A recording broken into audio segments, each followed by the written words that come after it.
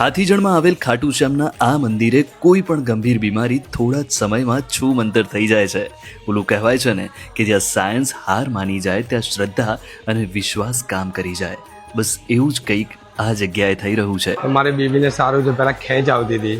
મારો બાબુ બોલતો નતો, એ મારો બાબુ બી બોલતો થઈ ગયો છે અત્યારે 10 દિવસની અંદર. 3 દિવસની અંદર મને 30 થી 50% રાહત દેખાય છે. આ બધું બેસી ગયું. મોઢામાં ગાંઠ થઈ ગઈ હતી. બધા ડોક્ટર ફરી ગયા હતા કે ઓપરેશન કરાવવું જ પડશે, બીજી કઈ પણ તમારે થશે નહીં.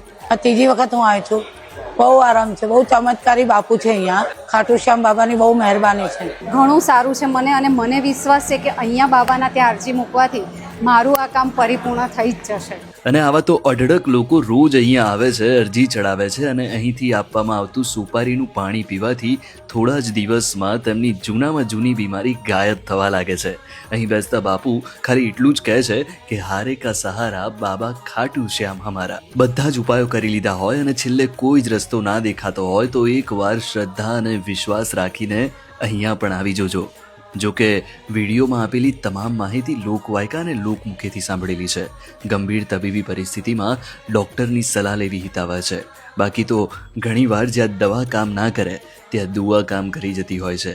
એટલે જો બધી જ જગ્યાએથી હારનો સામનો કરવો પડતો હોય તો ખાટુ શ્યામના આ મંદિરે એકવાર દર્શન કરવા જરૂરથી આવજો.